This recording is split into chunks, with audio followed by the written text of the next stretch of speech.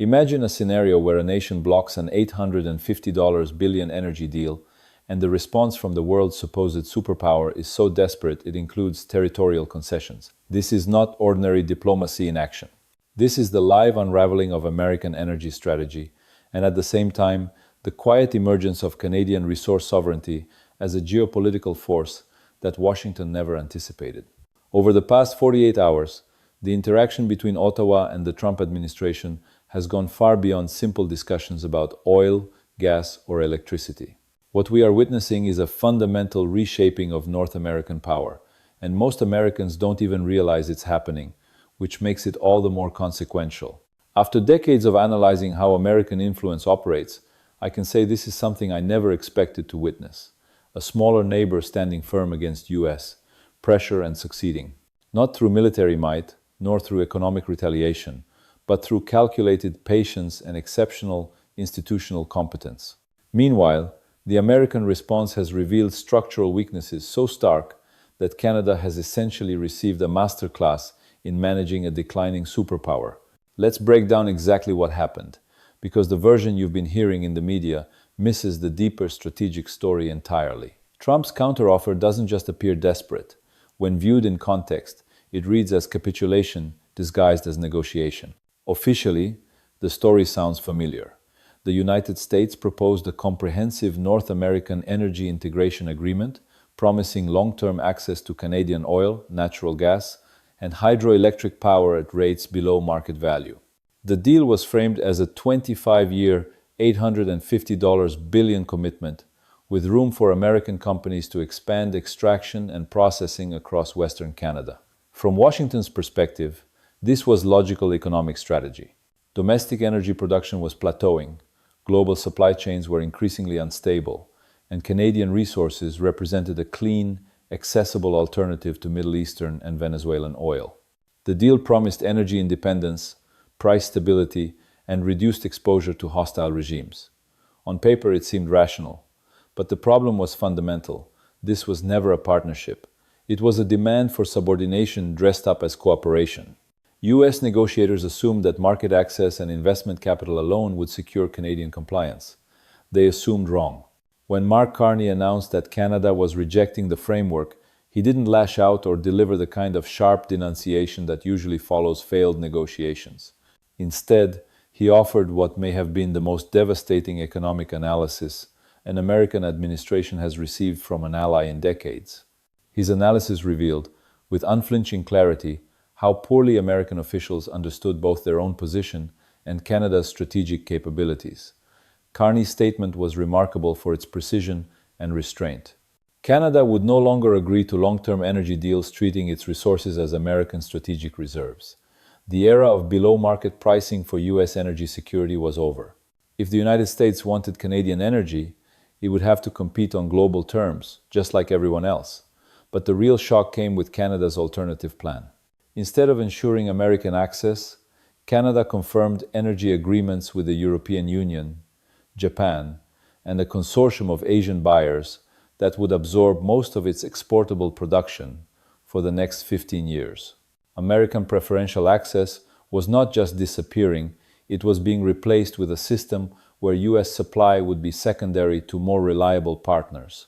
This isn't merely a shift in trade policy, it's a seismic geopolitical pivot.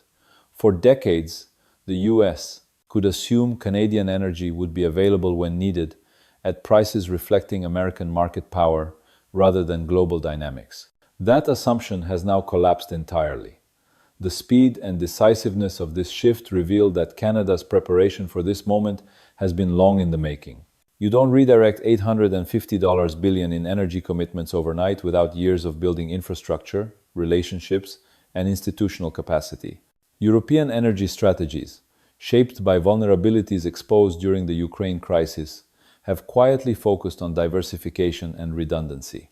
Canadian resources fit seamlessly into these plans, offering political stability, regulatory predictability, and geographic diversity unmatched by other suppliers. Asian buyers, including Japan and South Korea, have pursued alternatives to Middle Eastern energy for similar reasons, with climate commitments creating additional demand for Canadian hydroelectric power and cleaner natural gas resources the US cannot easily replace.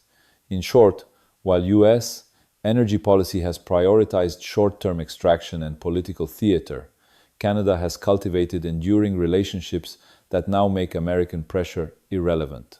Trump's response to this strategic reversal unfolded exactly as one might expect from an administration that confuses volume with authority and mistakes threats for leverage. The initial reaction was the familiar bluster, talk of trade wars, tariffs, and potential economic retaliation. But when Canadian officials highlighted a critical point, the American energy infrastructure is far more dependent on Canadian inputs than Canadian exports rely on American buyers, the tone shifted almost immediately. What followed was a series of increasingly frantic attempts to rework the deal in a way that would restore preferential access. And here's where the story becomes truly astonishing. The concessions offered by the Trump team revealed just how profoundly they misunderstood the power dynamics at play. The first counteroffer involved America agreeing to pay market rates for Canadian energy, abandoning the below-market pricing that had formed the core of the original proposal. From Canada's standpoint, this wasn't a concession. It was an acknowledgement that the initial demand had never been economically justified. The second counteroffer required adherence to environmental and labor standards on energy projects along both sides of the border. Again, this wasn't meaningful for Canada, which already maintains higher standards than the US in both domains. Rather, it was an implicit admission that American regulatory frameworks were insufficient for the modern, integrated energy markets necessary today. But the third counteroffer crossed into entirely unprecedented territory. Trump's team offered shared sovereignty over certain border infrastructure projects, effectively proposing that Canada gain co-management authority over critical American energy facilities, the very backbone of any integrated North American system. Pause for a moment to absorb that. The United States was offering to share control of its own infrastructure, just to maintain preferential access to Canadian resources. That is not negotiation. That is surrender.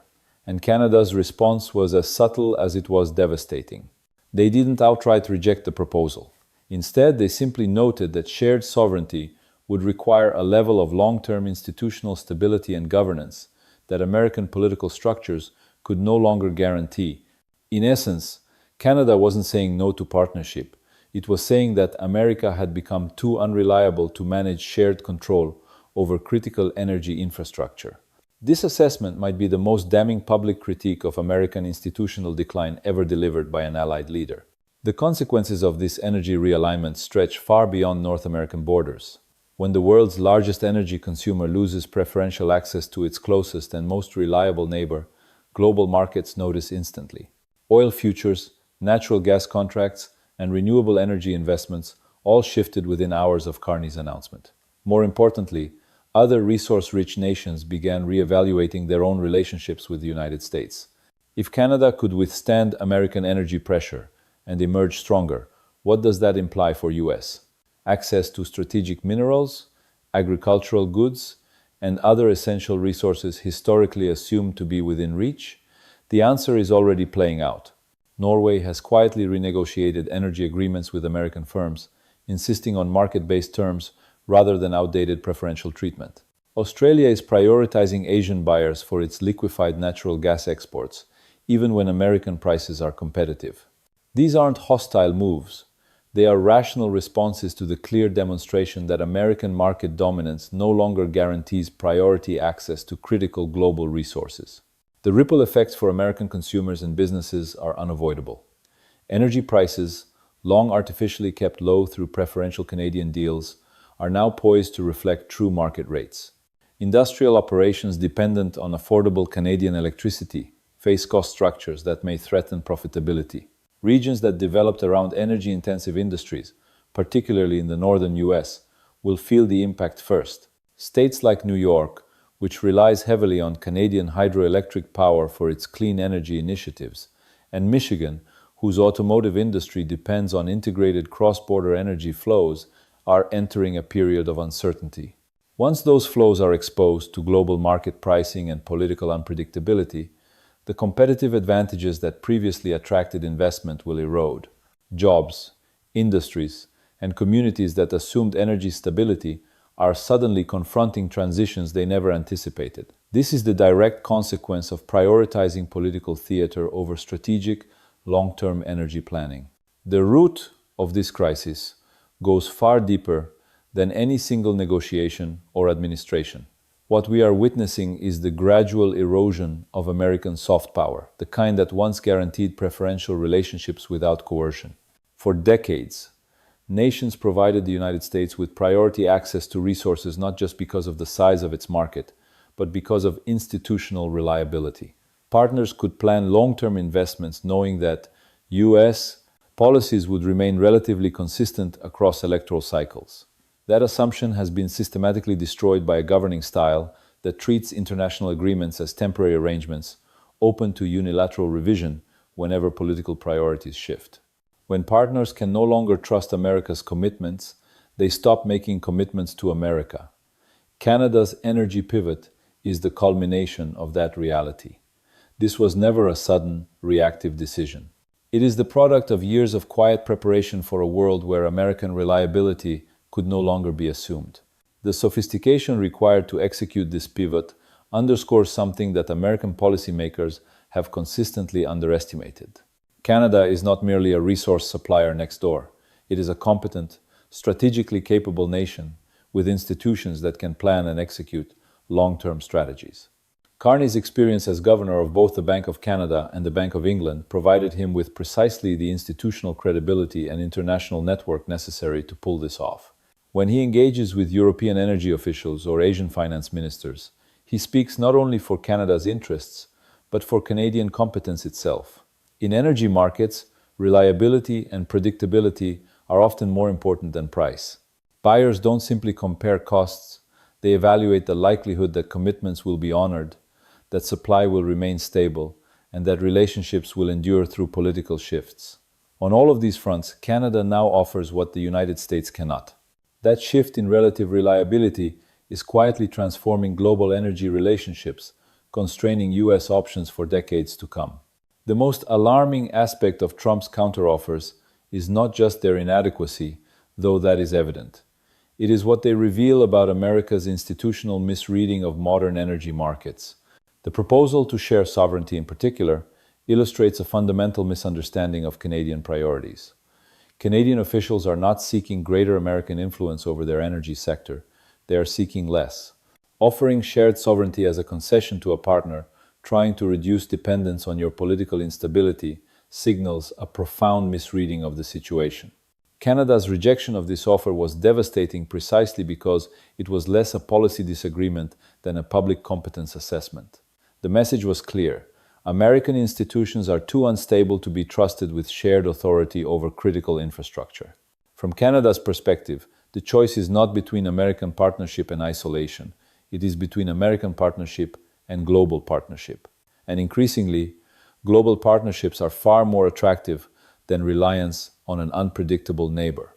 The energy agreements Canada is finalizing with European and Asian partners provide predictability across electoral cycles, respect for Canadian sovereignty, and pricing that reflects actual market supply and demand rather than political leverage. These demands are not radical. They are fundamental requirements for sustainable cooperation. That American energy policy can no longer meet them speaks volumes about the decline of institutional capacity in Washington. What makes this moment historic is that it represents the first time since World War II that Canada has successfully resisted comprehensive U.S. economic pressure and emerged stronger. This success will be studied by other allies, who now see that alternatives to American-dominated relationships are not only possible, but achievable with careful, patient, long-term planning. History rarely announces the end of an era with dramatic fanfare. More often, it shifts quietly, through countless individual decisions that accumulate until the old system no longer functions and the new order has already emerged. Canada's energy pivot may well be one of these subtle shifts, one that historians will later identify as the moment when American resource dominance in North America became a negotiated privilege rather than an assumed right. And the fact that most Americans remain unaware of what just happened makes this quiet transition all the more remarkable. When your closest ally can restructure continental energy markets without your consent, and your response is to offer territorial or co-management concessions, It's not diplomacy. It's the unmistakable sign of a declining power negotiating from weakness while projecting strength. This outcome was entirely preventable. US energy security never required preferential access to Canadian resources at below market rates. It required competent domestic energy policies, investments in alternative sources, and reliable partnerships grounded in mutual respect rather than systemic dependency. Instead, Washington combined short-term extraction strategies with long-term political volatility, creating exactly the uncertainty that forced rational partners to explore alternatives. Canada identified those alternatives, implemented them quietly over years, and now America is discovering firsthand what energy security looks like when your most dependable supplier becomes just another competitor in global markets. You no longer dominate. The effects of this realignment are already visible, yet most policymakers have yet to grasp their full implications. Redirecting $850 billion worth of energy away from the US inevitably sends those resources to other buyers who previously competed with American demand, immediately shifting global supply dynamics. The European Union has been remarkably transparent about what this means for their energy security strategies. Canadian natural gas and electricity provide long-term, stable supply chains that allow European industries to plan investments with confidence, without fear that energy could be weaponized for political leverage. This fundamental concept, energy security as a function of predictability rather than mere access, is one that American diplomacy has consistently failed to understand. Energy isn't just about acquiring resources, it's about acquiring them under conditions that allow rational economic planning. When suppliers' domestic politics produce volatile, unpredictable policies every few years, rational planners seek alternatives, even if short-term supply is adequate. Meanwhile, Asia adds another layer of strategic significance. Japan and South Korea aren't just looking for energy, they're seeking to escape the political volatility that comes with dependence on American-dominated supply chains. Canadian exports provide exactly that stability.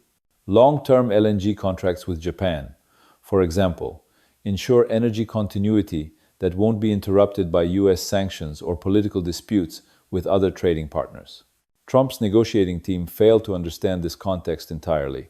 They approached energy diplomacy as if the dynamics of 1995 still applied, when American market dominance alone could secure preferential access, regardless of political relationships.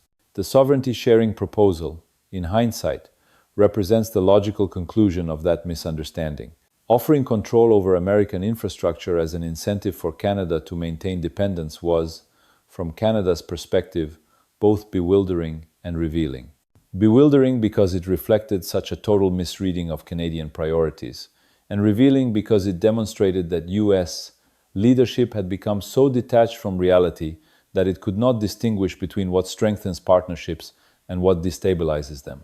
When a middle power country like Canada can resist comprehensive American economic pressure and succeed, it creates a demonstration effect that ripples across the globe. Mexico is exploring alternative trade arrangements. European allies are accelerating efforts to build independent capabilities that don't rely on Washington's approval. This is how hegemonic influence erodes in the modern world, not through dramatic confrontations, but through the quiet accumulation of successful resistance that exposes the limits of actual power. Once these limits are visible, they impose constraints that are difficult, if not impossible, to reverse. Domestically, the consequences will hit hardest in regions that supported the administration responsible for this failure. Rural areas dependent on inexpensive Canadian electricity will face rising costs that threaten their economic viability. Industrial zones, built around energy-intensive production, will confront profit margins under pressure as Canadian energy pricing aligns with global markets rather than preferential deals. National security implications are equally serious. US military installations along the northern border rely on Canadian electricity and heating fuels. When energy relationships become subject to commercial negotiation rather than strategic partnership, defense planning faces new vulnerabilities. Perhaps most importantly, this moment illustrates a fundamental truth about what it takes to exercise influence effectively in a connected world. Canada's success did not come from superior resources or military strength, but from superior planning, superior diplomacy, and an exceptional understanding of modern energy markets. Canadian officials spent years cultivating institutional relationships and infrastructure capacity that enabled this pivot. They understood that resisting American pressure required viable alternatives, not just rhetorical defiance. By contrast, American negotiators relied on assumptions rather than analysis. Assumptions that market size would guarantee compliance, that alternatives were insufficient, and that partners would remain subordinate. Each of those assumptions proved catastrophically wrong. The broader lesson is clear. The path back to effective American energy diplomacy will not come from louder demands, more creative threats, or territorial concessions. It will come from rebuilding institutional competence that makes U.S. partnership attractive rather than unavoidable. That means predictable policy frameworks, reliable implementation of commitments, and respect for partner sovereignty instead of expectations of submission. Whether the current political culture can sustain such patient, competent institutional work remains uncertain. Until it can, moments like this will continue to occur, moments where American assumptions about influence collide with global realities and the illusion of indispensability fades. Size no longer guarantees power. Reliability now matters more than volume. And as Canada has demonstrated, when a neighbor acts with foresight, discipline, and competence, even the largest superpower can discover that being big is no longer the same as being indispensable.